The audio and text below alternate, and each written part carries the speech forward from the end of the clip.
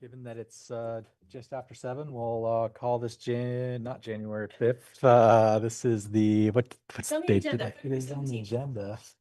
Well, my agenda got all mixed up. I've got a spare.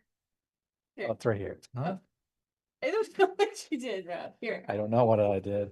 I'm not what I did. All right. Start our February 17th meeting of the DRB to order. And we will start with Meredith reviewing the remote meeting procedures. Hey. Share my screen.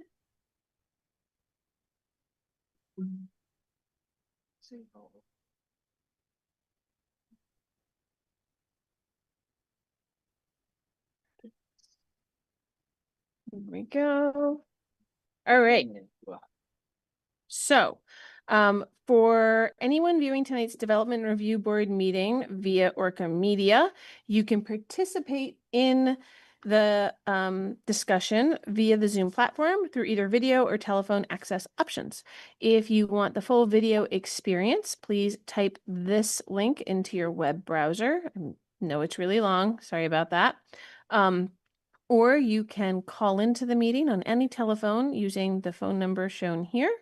And when prompted, put in this meeting ID and this passcode.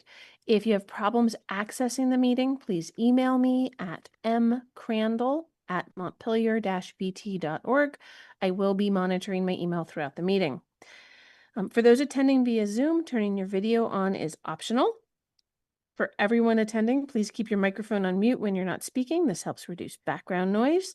And if you do wish to speak, please raise your hand and wait for the chair to call on you. You can either raise your hand physically if your camera is on, or you can use the raise hand button on your Zoom toolbar. Note that the Zoom chat function should only be used for troubleshooting or logistics questions. Questions or comments about items on the agenda should be made verbally during the discussion on those items.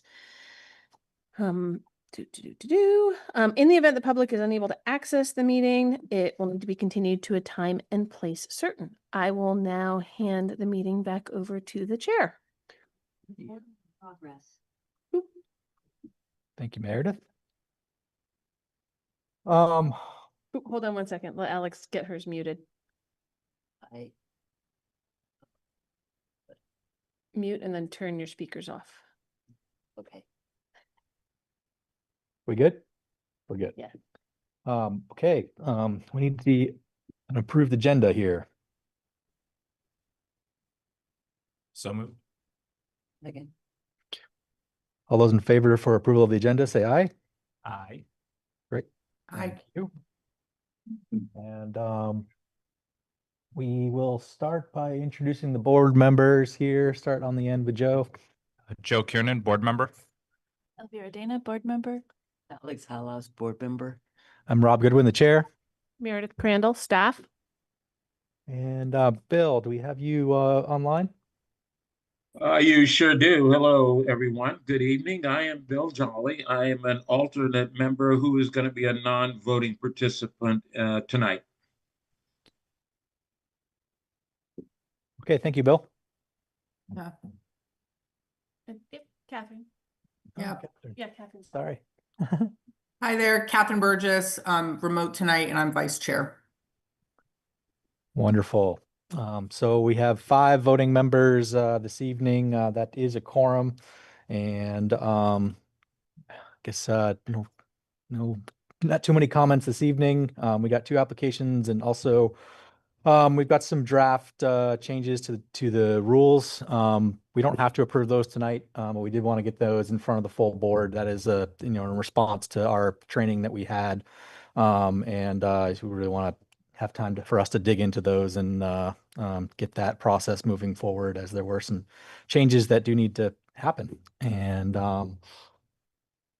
that's all. So I think we'll start with the Zero View Road application. And who online is going to be speaking on this application? I'm here, John Petrosky, the design engineer from Bowman. Okay. Just you speaking on this application. Okay, we will swear you in. I'm sorry, Lee, I can't remember. Lee Lauber, are you a neighbor for the Perkins Road or the Veo Road application? A neighbor for Vio Road. Okay, do you think you might want to talk? I'm not expecting to, no. Okay, thank you. Okay, all those interested in providing testimony in this application, would you please raise your right hand to be sworn in as a witness? Do you solemnly swear or affirm that the testimony you're about to give is the truth, the whole truth, and nothing but the truth under the pains and penalties of perjury? I do. Thank you, John. Okay, it should be, brief, but Meredith can give a brief summary of the procedural history of where we're at on this application. So, this is a two-parcel subdivision. Most of those under our current rules are now administrative, but this one involves a protected natural resources area. So it needs to come before the Development Review Board. And then the other fun wrinkle in this one is that this actually got approved back in July of 2025, but the final plat recording deadline got missed. And that's actually the thing for both of the applications coming before you tonight. So I've stepped away from the way I normally package these up. I didn't do a whole nother full staff report. What I did is I included the board's written decision from the July approvals, and then included a short memo that just highlights either some additional information that got submitted this go around, or where the regulations had changed since the review back in July of 2025. But those tweaks were really more about the procedures and didn't really, in my mind, make a big difference in the conditions that the board had approved before. I would have suggested those same conditions this time and suggested the same outcome. Yeah, this is John. I've got the package available to screen share if when you're ready to talk about any points, or when any board members have any questions, or if anybody from the public has any questions or comments, I can screen share any of those items. Because Okay. the board will need to basically make the same findings. It's considered a fresh application. It's not an amendment, to just make sure that they find that it still meets all the subdivision standards. Well, first, I'd like to apologize for not filing the plat. Office made it and it disappeared after that. And it's only the second time in my 40+ year career this has happened, but my apologies for putting Meredith through this. I think the board and Meredith did a very comprehensive job the first time around, and we're not proposing to do anything different. Everything we presented before is still true. The owner, Corey Shea, is in no rush to build the homes. He was going to build it for him and his wife, and they've since held off on that for various reasons. But so we're not anxious or rushing to go to construction, but nothing has changed. The design package is exactly the same, and everything that we presented and represented in that comprehensive design review process is the same. And again, our apologies for putting you through this a second time.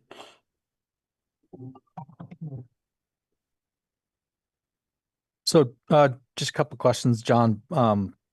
Any changes environmentally, structurally, development-wise at the site, since our approval? None whatsoever. No, they literally have not done anything since you approved it. And there's been no environmental impacts with like a washout or heavy rain event, or nothing has happened. It's the same exact site and same exact project, and we have not started anything. And no changes in ownership or new easements or anything of that matter? That's correct. No change.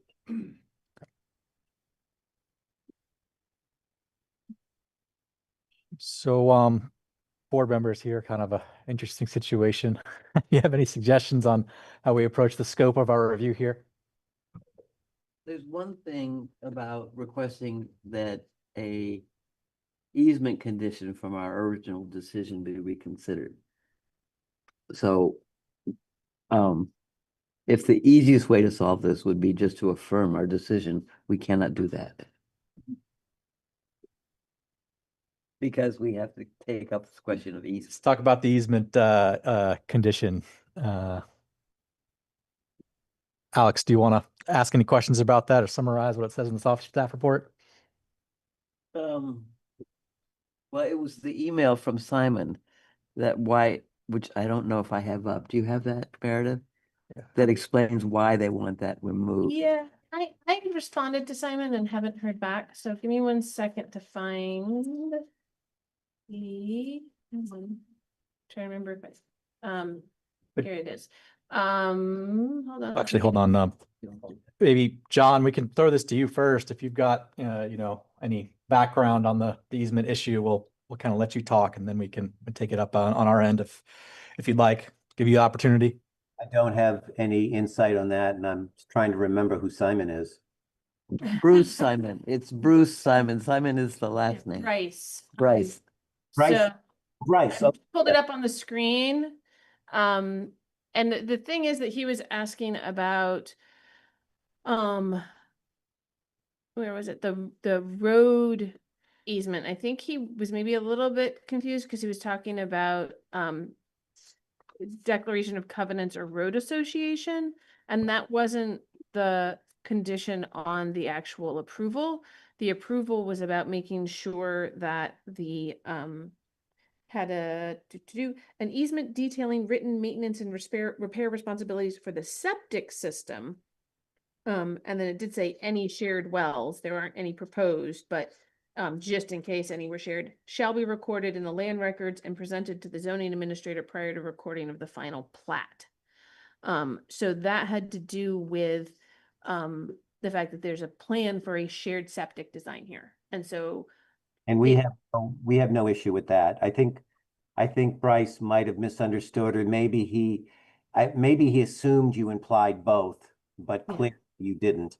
And so this request is not necessary. yeah, so I had to include it because I never heard anything back saying, no, this isn't what we wanted. But his language is all about something that was never in the approval anyway. It's about the septic and the wells are, as I recall, we're not sharing water, right? Okay, So it's yep, just we really, could take that out. Take the wells out, yeah. it's really about the shared sewer system. Shared septic system. Yeah. Since I'm new to the board, I was also trying to understand what the previous decision had been. And I was also confused by a reference to an easement related to the roads and also the shared water and wastewater systems. So where's, No, the request from Bryce. oh, Simon. yeah, so there But was no thank you, easement you've about roads. disambiguated that. Thank Yeah, you. yeah, there's none of that. And on the plan, it shows one shared septic Right. system. And Right. so because the septic system will be on one of the parcels, but it's serving both, the owner who doesn't have the septic system on their property needs to have some rights to be able to access it for maintenance so that one person doesn't end up controlling it and limiting access for the other. And is VO Road a class 4 road? Yes. Yes, it is. That's why.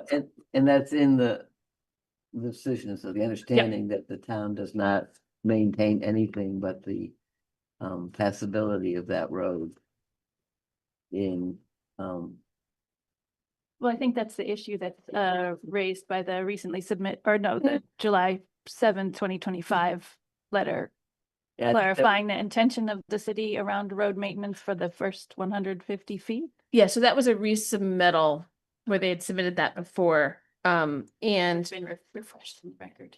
yep, and so in the decision, it goes to the section, I think it was section 3010. There were findings about that.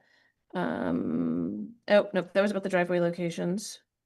There was a finding in here about quarries. I think it's the developability or suitability of land. Hold on 1 second. Yeah, section 3504. Applicant has conferred with the Department of Public Works. So this is page 7 of the prior decision. It's on section 16D, little Roman numeral 5. Applicant has conferred with the Department of Public Works regarding the current conditions of Veo Road and will need to coordinate with DPW on any improvements necessary for future development because the city doesn't make those improvements, but the applicant can only make them if approved by the Department of Public Works. However, as noted, the anticipated future development doesn't appear to require upgrades to Veo Road beyond what may be needed to bring in necessary equipment. And so there's also in that original application, and it's in this packet, was correspondence with Corey Line from the Department of Public Works attesting to that with just this limited amount of development, the road was fine as is. There might need to be some upgrades to make sure that equipment coming in doesn't crush culverts, those types of things, and they'll have to put in some new culverts for driveways, but otherwise the road itself is going to stay in its same condition moving forward. I think there was maybe a little bit of ditching or something that might need to happen, but that's all going to be coordinated with the Department of Public Works. Okay.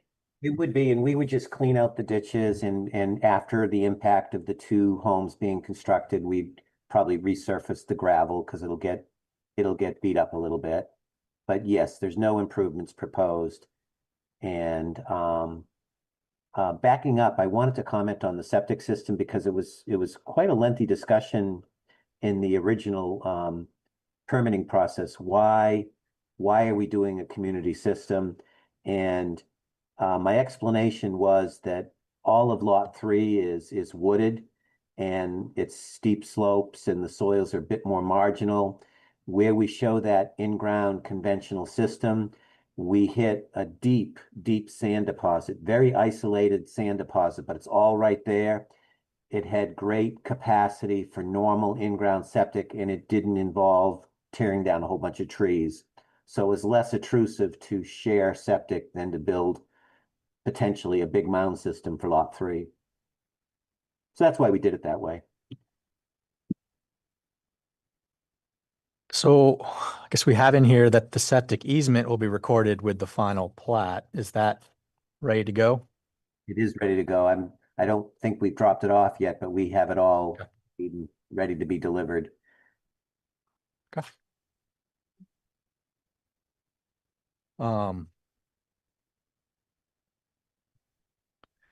Was that the only maybe issue with our previous findings? Board members? I mean, we've determined that the easement issue that was brought up in the second reapplication was moot. So we can simply affirm our. I think you have to do a new motion. Would we just take out the and any shared wells in that sub I? So if we look at the prior decision, Yeah. you can do motion to approve the 2 partial subdivision, and that's basically the motion. And in that condition sub I, remove in the second line and any shared wells to get that out of there, because that adds a little bit of a confusion because there aren't any shared wells. Right. And then everything else I think is the same. I mean, like I said, there's no changes. Yeah. I didn't make it go through the Conservation Commission again because there were no changes, so their comments still apply. Well, Does it get a new number? They will get new numbers. I try not to get those, deal with the E911 board and get those going until I have the permits approved for the actual builds, because where the driveways go will determine the E911 numbers. So what would a motion look like? I mean, usually you cue a motion. Yep, so it's the decision. The motion to through there, through step 3. Yep, it's all motion to and then approve, and then you just read through sub 3. It's long, sorry. There's three conditions. Okay, I move that we approve a two-parcel subdivision of Zero Vio Road as presented in application number Z 26. Yeah, actually that, I didn't write in the new application number. Good catch. 0004. And supporting and supplemental materials subject to the following conditions of approval. 1, an easement detailing written maintenance and repair responsibilities for the septic system shall be recorded in the land records and presented to the zoning administrator prior to recording of the final plat. 2, within 180 days of this decision, applicant shall record the final survey plat in Montpelier Land Records Office per the procedures detailed in 4405 of the zoning regulations, including necessary easements for shared water and wastewater systems and the locations of all applicable survey routes and markers. 3, the future as-built septic design shall be filed with the zoning administrator when completed. I'll second that motion. There's a motion by Alex, a second by Joe. Is there any discussion from the board on the motion? Seeing none, we'll move into a roll call vote. Joe, how do you vote? Yes.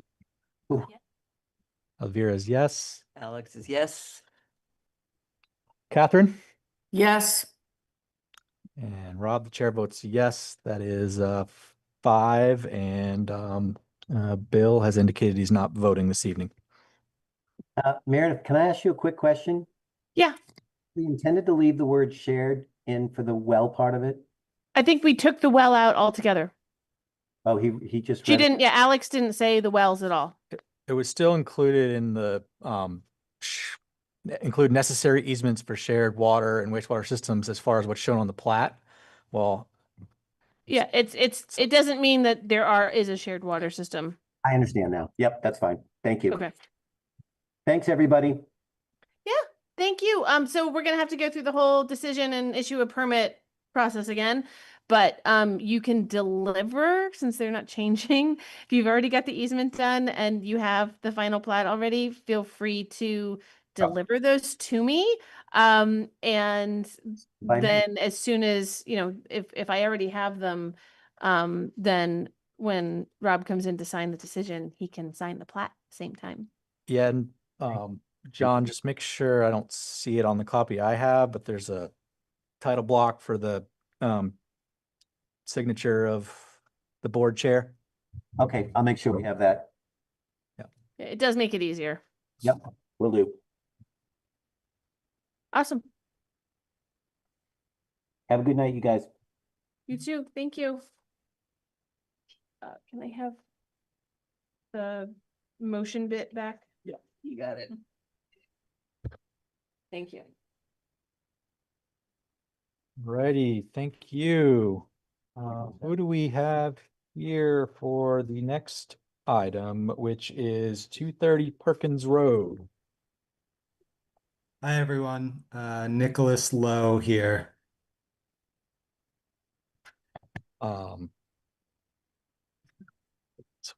Meredith, would you like to give a little summary here as to the? It's kind of the same thing. Yeah.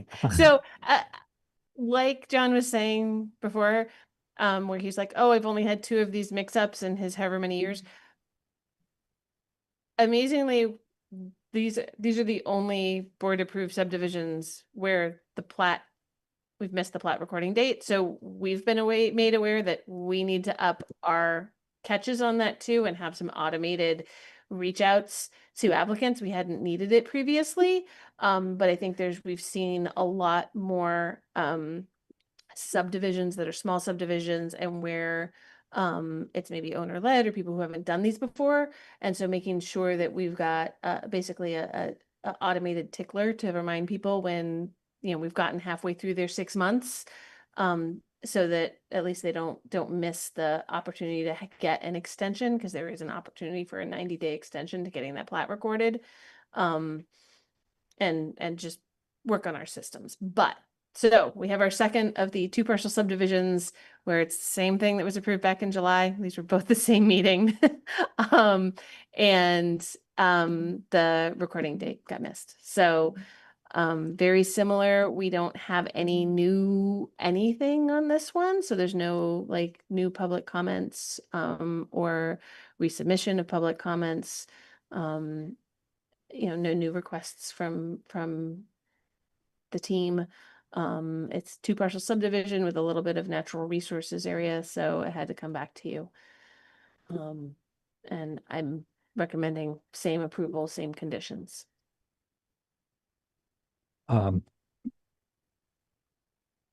Nick, are you the only one speaking on this application tonight? Yeah, just me. Yeah. Yes, Nick. Anyone else on? All I see is DRB staff. Yeah. Yep. Alrighty. All those interested in providing testimony in this application, would you please raise your right hand to be sworn in as a witness? Do you solemnly swear or affirm the testimony you're about to give is the truth, the whole truth, and nothing but the truth under the pains and penalties of perjury? Yes. Thank you. Okay, yeah, Nick, we'll give you the floor here to add any information that you may have, and then the board will proceed. Thanks, Rob. And apologies too we just dropped the ball, honestly. And it's funny it's funny to me that it's the same other application that's here tonight that was here last time. I kind of did a double take.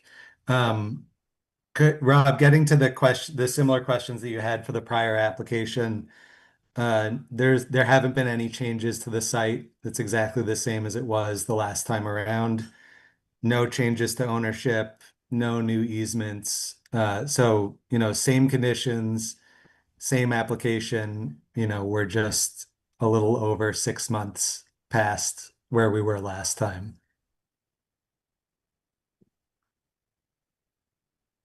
Find that hard to believe. It was 6 months. It seems like you were just here. And then the monumentation, has that been set to your knowledge? It has, yeah. Okay. Yeah, and we have the Mylar printed and ready to file. Okay. And just trying to get my copy up here. Does that have the appropriate title block here for a DRB signature? I don't have it in front of me. I'm not totally sure. Yeah, we didn't get an updated one. The one that we have in the packet is the exact same one we got before that had preliminary. So it doesn't have that signature block on it. So, but if you already have the Mylar printed, it's not absolutely essential that that block be put on there. I can write in a space for Rob to sign somewhere off on the side. Because there doesn't look to be a bunch of room, and we don't have one of those stamps anymore. We used to have a stamp pre-flood that we could stamp these, and then that would set up the block to call out the signature. But that one of the many things that got lost in the flood and has not been replaced. Don't look at me, Alex. It could not be a big ticket item.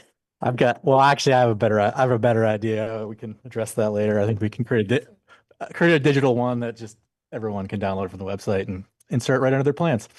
That would be lovely. We could even put that on our permitting website Exactly. that Nick Gauthier keeps updating, upgrading. We would even put that on our applications page. Subset for subdivision. We'll get on it. Oh, very great, Rob. Thank Yeah. you. Sorry for the sidebar, Nick. Yeah, no worries. Okay. So yeah, I don't have any issues. Board members see anything that nothing less changed since the last one here. Yeah. Entertain a motion. Absolutely. All right. I move hereby that the board approve the two parcel subdivision of 230 Perkins Road as presented in application Z 2026-0005 and supporting and supplemental materials subject to the following condition of approval. 1, within 180 days of this decision, applicant shall record the final survey plat in the Montpelier Land Records Office per the procedures detailed in section 4405 of the zoning regulations, including the locations of all applicable survey rods and markers. Motion by Joe, I'll second. second by Alex. Any discussion on the motion? Seeing none, we'll move forward to a vote. Joe, how do you vote? Yes. Elvira votes yes. Alex votes yes. Catherine? Yes. Rob, the chair, votes yes, and Bill Jolly has indicated he's not voting this evening. That's 5 yes votes, and it is approved. Awesome. Thanks, everyone. And Meryl, I'll bring that Mylar by your office, I guess, or Meredith, Awesome. sorry. Yeah. That sounds great. Thank you. And since, the decision was written once already, we should be able to turn these around pretty fast. Thanks, I appreciate that. Thank you. Have a great night.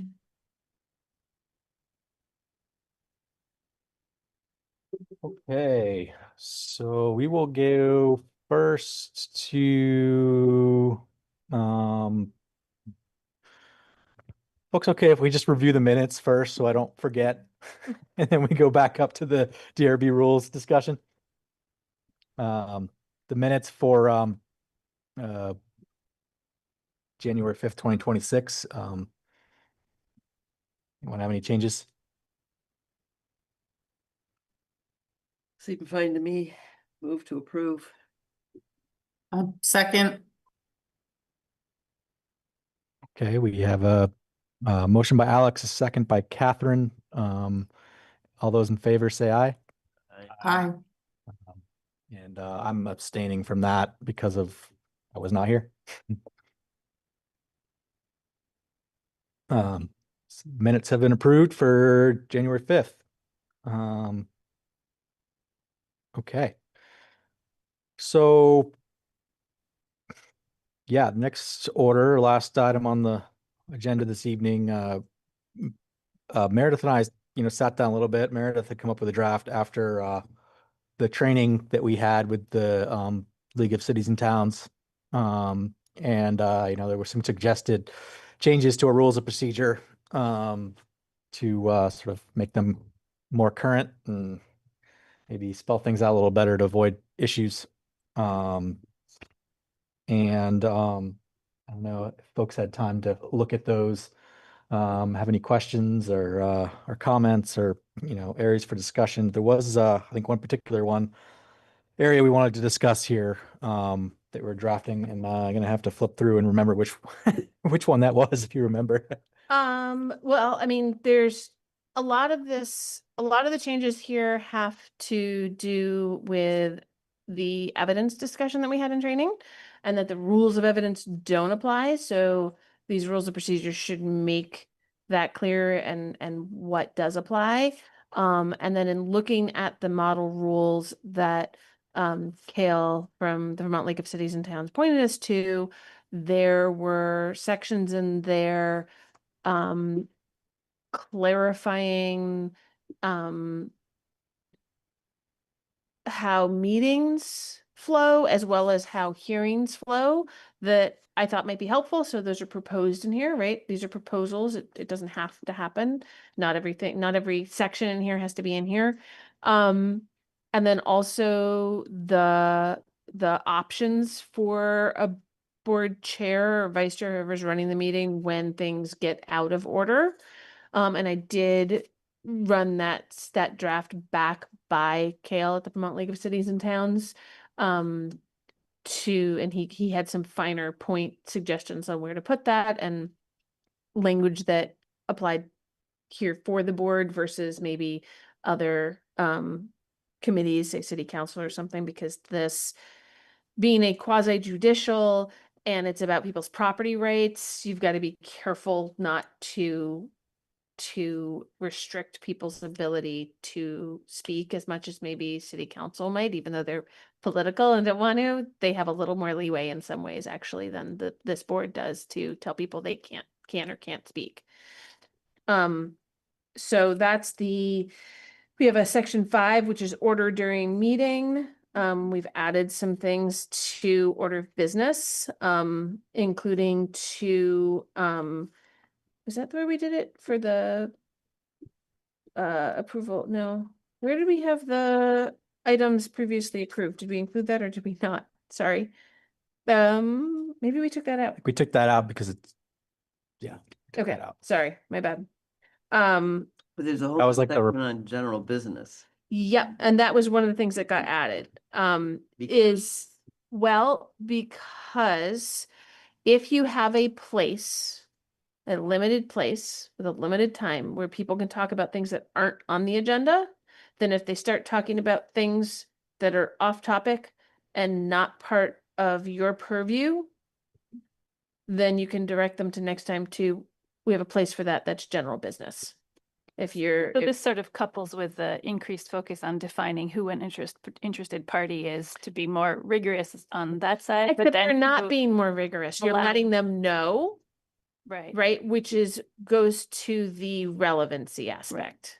Where if people are really zooming all over, right, you're gonna want to flag for them and say, hey, this isn't part of our jurisdiction. Mhm. You can't tell them they can't talk at all, but at that point, you can let everybody give know, them this is, Alternative. there's an alternative spot to talk about that. Mm. There's a place to direct you to other commissions. And also, we're not going to be including that in our decision. You have a microphone here if you want to talk about it, but it's not, we're not going to be, it doesn't go to any of the provisions. So, but it's also, you could talk about that in general business. But it would be a really limited space. There has been not as much in this board, though it happens occasionally. There have been more and more instances of people having more general issues and going way off topic. And so Yeah. it's not going to come up that often, I don't think, but having that spot so that people decide or if they have an issue with a decision that the board made and they want, or a procedure that was followed and they want to be able to discuss that, they do have a little window in general business to be able to raise that and let you know about it so that then it can be, float up the chain, even if what you say is, well, it's part of the regs, so you have to talk to planning commission. But if it's part of your actual procedural documents, then yeah, that would be a place where they could flag that. Make it So- easier if someone's talking off topic during an application to say, this is going to be your 5 minutes at the end of the meeting, versus saying you can't say that at all during this meeting. And if they came and wrote a bunch of notes and had something they really wanted to say, they got to get a limited space to go do that. Yeah. So it's an option. appropriate. You don't have to Yeah. put that in, but you can if the board decides they want to, right? These all have to be adopted by a majority of the board. I'm thinking back to some of the meetings we've had where the public has spoken, or interested parties have spoken around, but not directly on the matter in question. Yeah. Which was not unrelated, but not germane. Sure. Is this to deal with that? Because I thought those were handled appropriately. Yeah, that's Yeah. not really so much those. It's like I said, it's pretty rare, but there have been people who have shown up. I'm thinking of some of the meetings we had when we were over at the rec center where there were some people really skewing off topic and really going to policy specifically that really didn't have anything to do with Yeah. the item. And this is actually something I'm going to recommend for my design review committee too, because we had some of that same stuff for my design review committee. And even if it doesn't happen that often, if we have a place to send them versus saying, we can't hear that at all right now, just say, wait. And if it's, worth it for you to wait, there's a 10-minute block at the end. And however many people want to speak in that, we'll allocate the time. It's an option, not Yeah. necessary. And like Rob said, you don't have to make any decisions on this tonight, but I wanted to make sure once we had a draft that there was time to discuss at least a little bit. Yeah. Meredith, can I make a comment before we move on from this one? The general business item? Go ahead. Yeah, of course. Yeah, I think it makes sense to me that we have an option within a meeting that's more general, and it also separates out items which can't be, kind of assessed or considered for an application decision.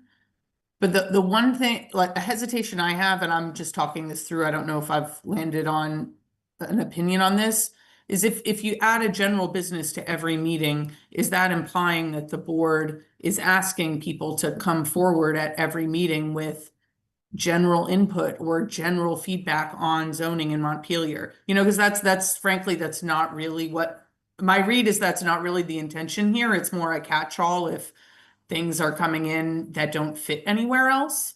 So, yeah, if people were to just want to come in with just general feedback, these meetings aren't really the right venue for that.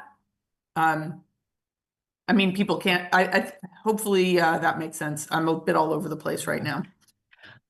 Yeah, I mean, I wouldn't direct somebody to you with that unless it really was specifically a critique of the rules of procedure, and they came to me and I said, well, the board would have to decide on amendments. I would say, I'll stick you in under other business, and it would actually be a listed item. I think this is really to capture people who have shown up at the meeting without any warning.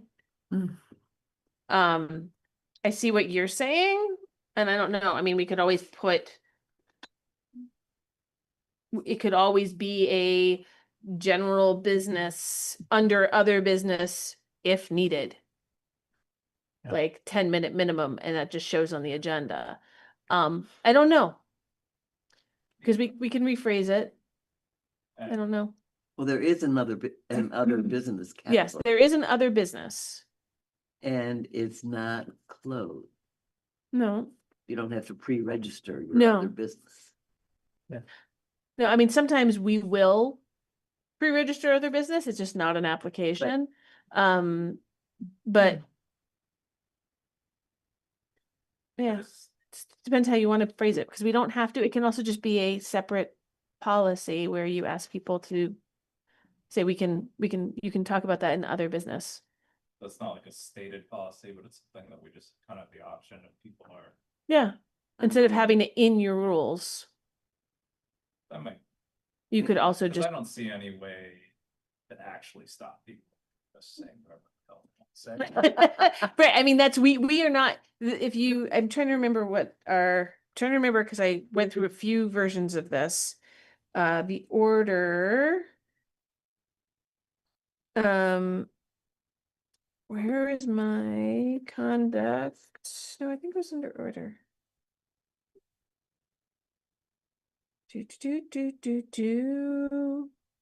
Yeah, even though it's in here, right, in the order section, it does say that law enforcement can be requested to remove somebody. Yeah. We're not city council. We're not going to have a police officer in here at every meeting. No. Right? Although they're pretty close.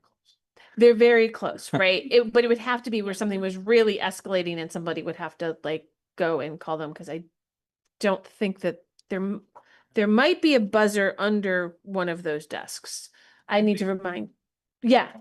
No. I think it might be under the central desk where Alex is sitting. So there is an opportunity. Okay.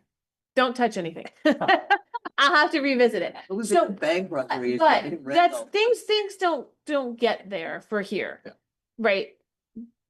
Yeah, and it's such a difficult I guess thing. So you're right. We don't really have a way to just tell people to stop talking. But We can Catherine's ask. point is also well taken, that Yeah. zoning can become a very hot button issue. Yeah. And we can't do anything except Follow the rules. follow the rules. Yeah. Yeah. Maybe it could be addressed in the order section. You have point G, speakers must refrain from repetitious speech or speech that is irrelevant to the business of the board. To say that, speech that is deemed irrelevant to a case at hand may be deferred to other business. Right. Which is actually a more pleasant way of Yeah. framing it. I think that makes sense. I'm sorry, that was great. I'm gonna have to go to the recording. But basically this Yeah. speech that's deemed irrelevant to a given matter may be deferred to Yeah. the other business section of the meeting. Yeah. Yeah. The chair may defer. At the. Right, so it's like stuff that's tangential to the, topics at hand, and it gets there by a decision of, the board versus like opening it up to public comment It's a for. tool that's available, but it's Yeah. clear also, should the public read these rules, that it's a tool that could be used. Yes. No, I think that's great. And then we just get rid of the Yep. whole general business Yep, section. it's not an invitation. Yeah, I like that. Excellent. This kind. like that's it.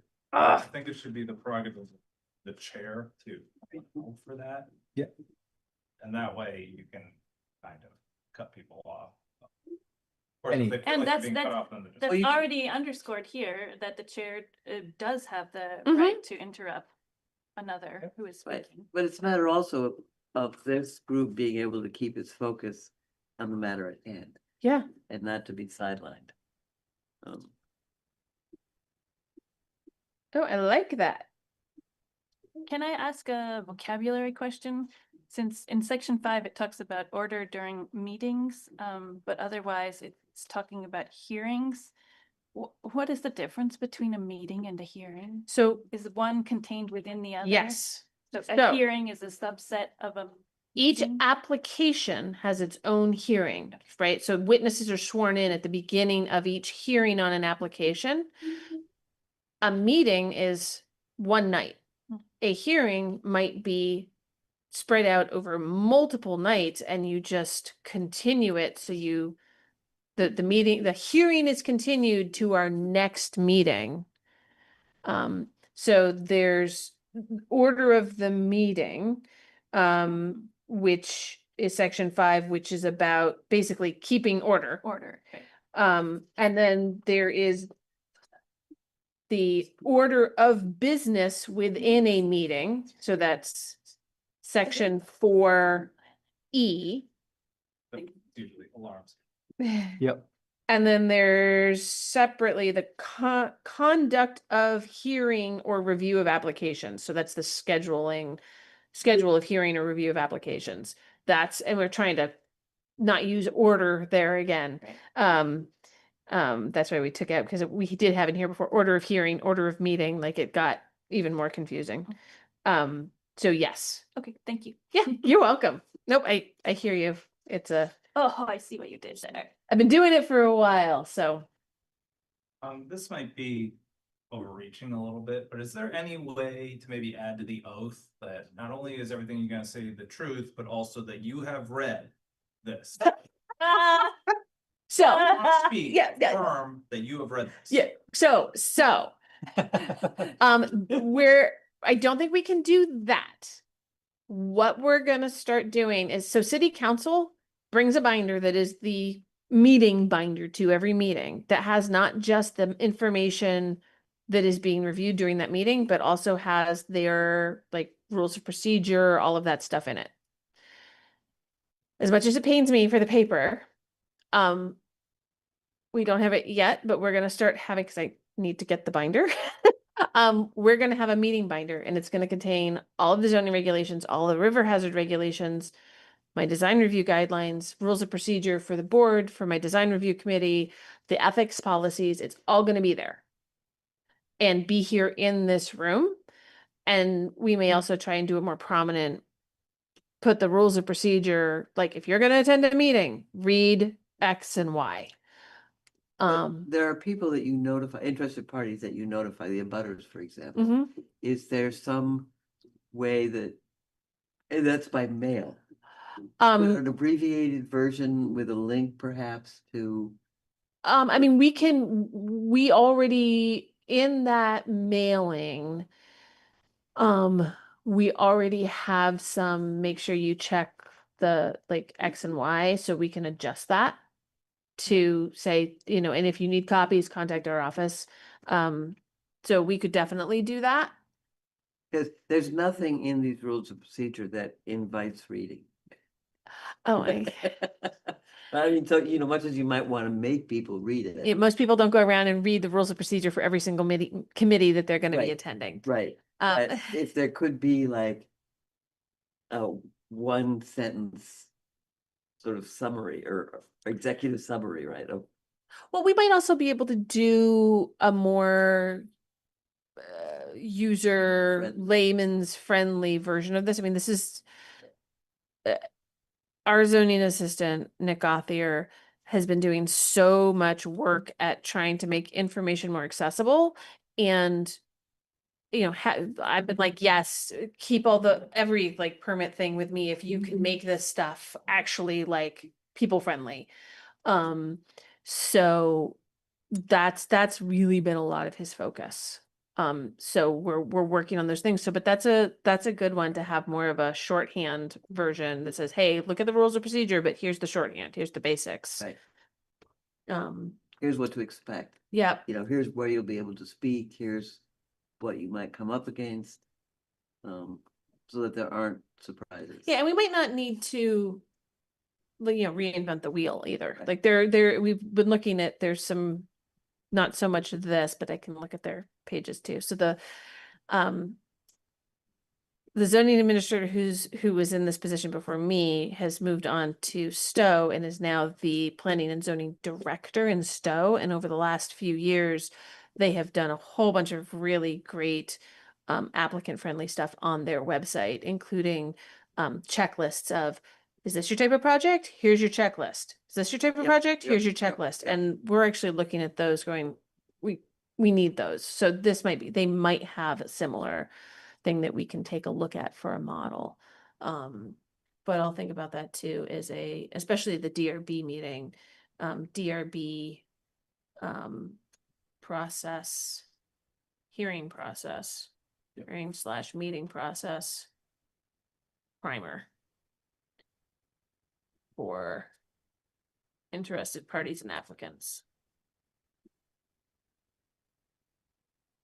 Sort of a how to supplement to the rules.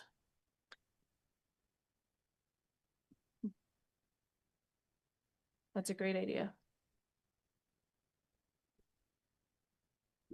I like it.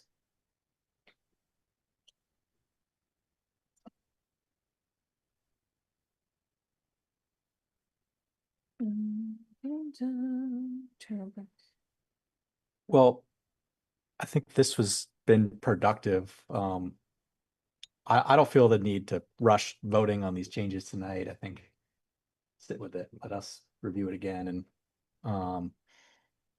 you know, I think at the next meeting we could be prepared to vote on a final marked up copy. The only reason I would say to rush it is I don't know what the applications look like for the next meeting, but if there's gonna be a lawyer there, I'd like that, but So here's the thing.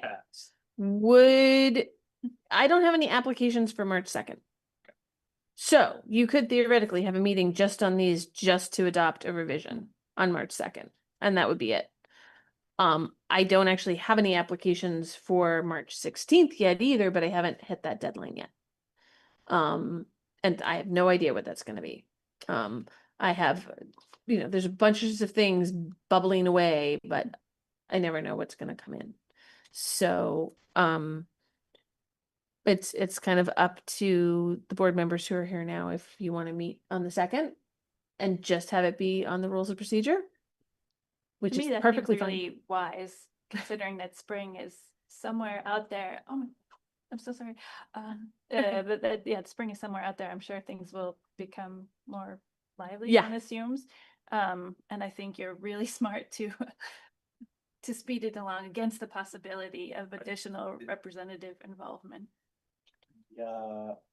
Make a extended deliberative session between now and the next meeting so that we can all revise and comment on the draft. Yep. So since we got that lovely, I mean, this isn't an application. Right. I don't know if you can do a deliberate. So what I can do is I can revise a draft. I can send it around to everybody. If you send me your comments or corrections individually, I can then merge things where needed. Except that part of what was really useful here was the brainstorm. Yep, but I mean, So it's, Because it's a rule, it's not an application, you can't. I don't know as you can We can't create a do that. deliberative session. I mean, it's not, it's still public meeting. I don't think you can create a deliberative session for something that's not an application. Hold on, Let's but err on the it's side of business of the board. Hold on. You create a session on any motion? I don't know. Oh my God. How can there be so many like new things after I've been doing this for so long? Stop. Shall make its decisions by public deliberation. That's decisions in People do. referrals and that's referrals and evaluation requests. Right? Or may. Or is my, nope, that's 7. My pages are out of whack. Or worse. Some people really do be. 3, 5, 6. Deliberative session each order. Like, Huh, I think my lettering got screwy. I was gonna say that when we get a final thing to make a decision on, could we have one red line and one? Yes, yes. You can. I think for some reason I have a weird letter there for the order version. It's supposed to be B. I do think if we were all commenting on a shared doc, not that it would happen, but it could get pretty difficult to like even tell with, you know, different color red lines for each of our comments, like, Yeah. just think it really does. Yeah. I mean, I know it's a pain. But I can circulate another revision and try and do Yeah. that sooner rather than later. Because I mean, there haven't been that many changes discussed tonight.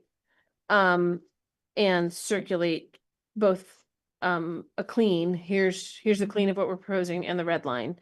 And just get any additional comments. I mean, we don't have anything from Kevin or Brian yet. And so they might have thoughts. I mean, Kevin has done legislative work for so long, he might have some thoughts. And then, you know, we can hash out additional particulars at the next meeting. If for some reason there's still more to do, we, Yeah, wait one more meeting. makes sense to have the next meeting and Okay. could just take it up then and put the clean draft around. Yeah. I think 100%. this is a very good draft. I mean, Yeah. but it hews very closely to the suggestions that I think were well received at the training. I did, just so you know, and I grabbed this from the model rules of procedure. Decisions made by the DRB. The chair has the same voting rights as all members and can make motions. And then it does say all members present are expected to vote unless they have recused themselves. So there's recusal, there's abstentions, there are some options, but it's you know, and we've tied in the 2 ethics policies that apply. I tried to highlight a few things in the rules of procedure, but it's really going to be understanding what the state ethics requirement is, and then any supplements that come in from the local.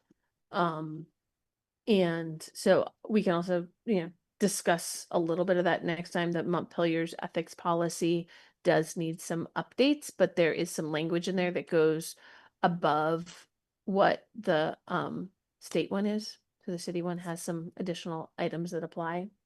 So but we're gonna start making sure we have copies of everything in the meetings in case you need to refer anybody to it.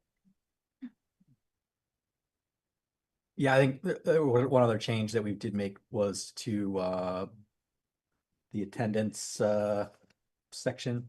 And I think the biggest change is just basically to spell out, like, you know, an excused absence is like we go, you know, 24 hours beforehand you can't make it because you have COVID or like whatever. Like that's not you know, really part of the rest of this section here, which is 3 consecutive meetings missed, or, you know, only is that, you know, what, missing 6 consecutive meetings or is absent 40%, you know, like these are all like, you know, criteria to like remove somebody from the board.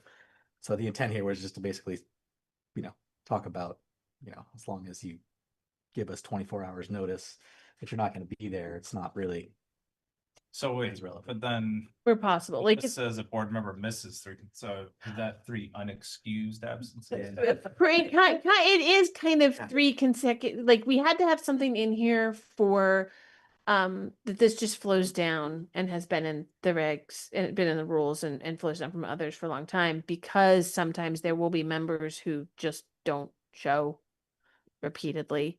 And that the board's like, well, it's basically like having a vacant seat. And so what happens is the board doesn't actually make the decision. They have to petition city council. But we put in the clarifying language at the top to be sort of like, look, we know stuff happens. And even with that 24 hours, it's like, do your best. You know, people have kids, people have families, there's weather, stuff happens. It kind of softens it a little bit to put in that clarifier to understand that it's not going to be any, 3 consecutive absences. Well, and even without the unexcused or excused absence language, it still indicates that it would be at the request of a majority of the board. So Right. it's not an automatic Right. dismissal. Yep, it's not. I have a question about alternates. Mhm. So Bill might still be at the meeting. I don't know if you are, Yep. Bill. Still, This isn't about you, Bill, but it's about your situation in relation. So you said you were here as an alternate, but you weren't going to participate. You were going to be a witness, but you weren't going to participate Yeah. in the meeting. But presumably Bill would also have been able to sub in. yes. Yep, exactly. So this was Bill's option. So what typically when we've had these, if somebody, if there's only 6 voting members present and an alternate is also available, they participate, they take part, they are in the discussion, they vote. Because you can have up to 7 voting members. If you end up with extras, Then you can't. well, you can't vote, but the Right. alternates can still be part of the discussion. They just can't vote. But if we had only had 3 people, We would Bill have had to he participate? would have had to participate for the meeting to even occur. You have to have a majority of, A quorum. 4, you have to have a quorum, you have to have 4 participating and able to vote members for both the meeting to happen and for each individual hearing involved. So if you have 5 members present, great, you can have your meeting. But if 2 of them have to recuse themselves from a particular application, the hearing on that particular application cannot go forward unless you have an alternate available to step in to be number 4 vote.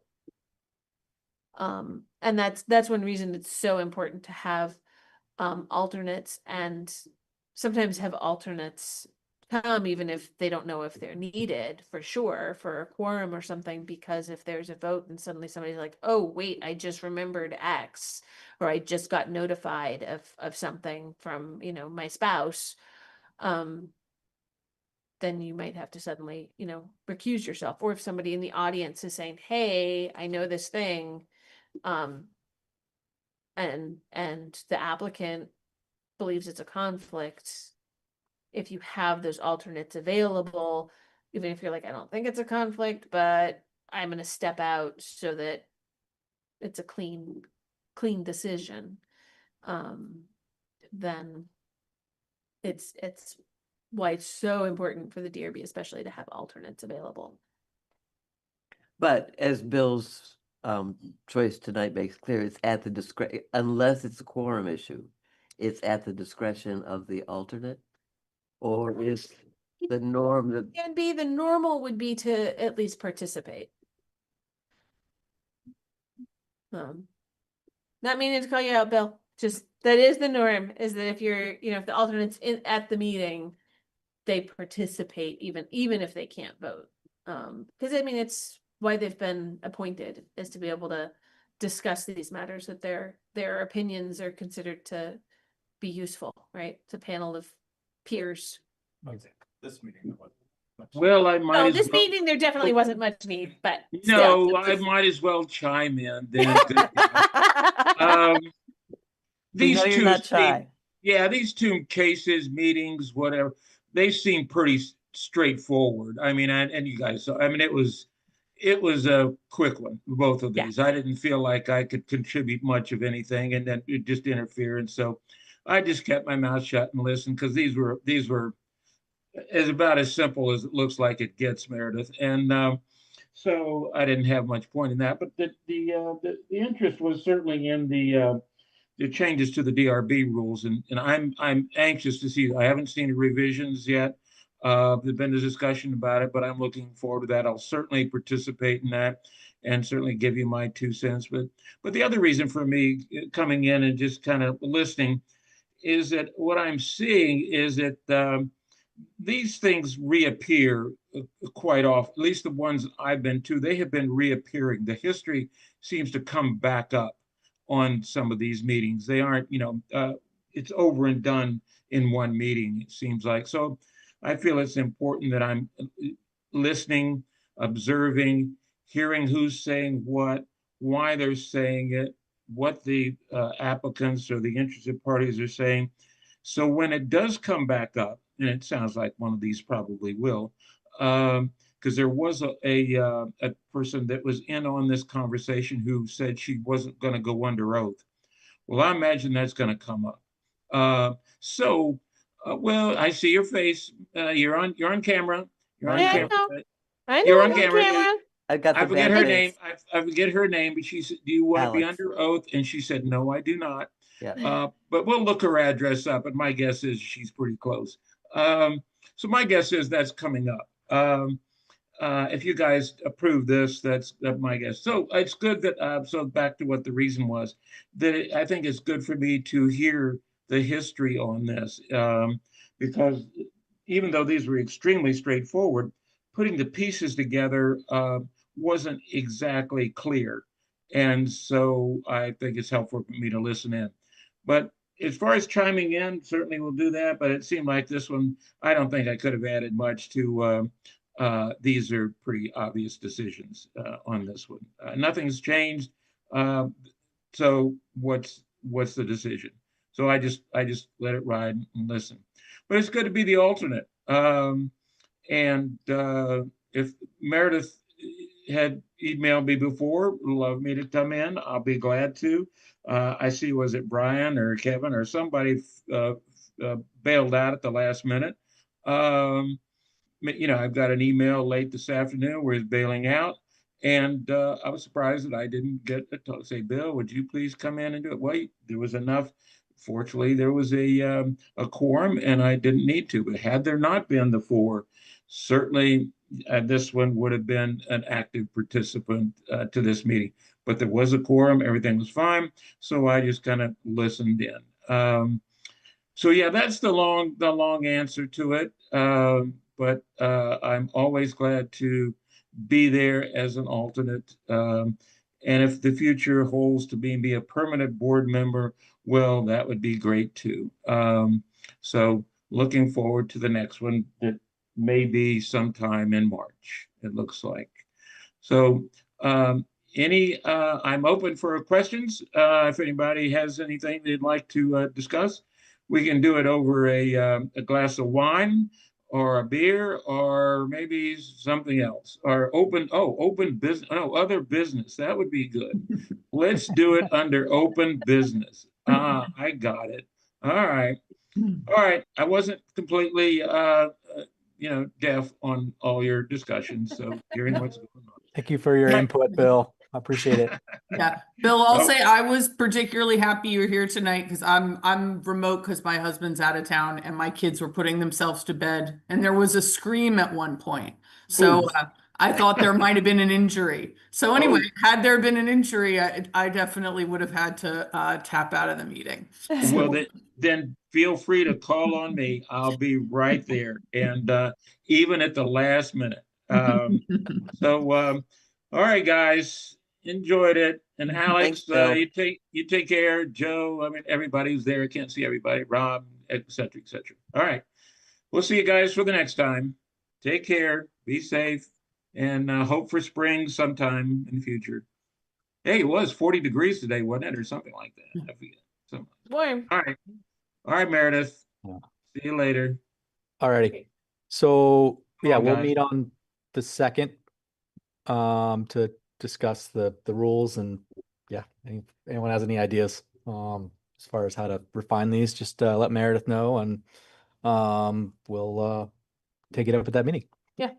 Nope, that sounds good. I will feel free to send other thoughts if you have them before I send around a new draft, but I will update the draft per the specific comments we discussed tonight, and send around both a clean and a red line. I'll try and just do that tomorrow. I mean, it's quick and easy, so I may do that tomorrow. And then I will keep everybody posted on if I get applications for the 16th. If I don't have any, then we'll be able to decide on the 2nd if for some reason you want to meet, but I'm gonna assume that if there's no new applications, chances are we will not be meeting on the 16th because we're hoping to deal with these rules on the 2nd. Okay, so I think the deadline is actually, it might be next Friday. It's either this Friday or next Friday for the 16th. It's a, with February being a short month, it's a pretty short window. And Meredith and Rob, I'm out of town on the 2nd. It's the school break here, so we're going somewhere, but I'll get you comments in writing or no comments. I thought you did a really great job for a first pass, but I'll read it more closely, and it was helpful to have this discussion today too in advance of that. Thank you for the heads up. Wonderful. All right, we have a motion to adjourn. Second. All those in favor of adjournment? Hey. Meeting is adjourned. All right, thank you. Bye, everyone.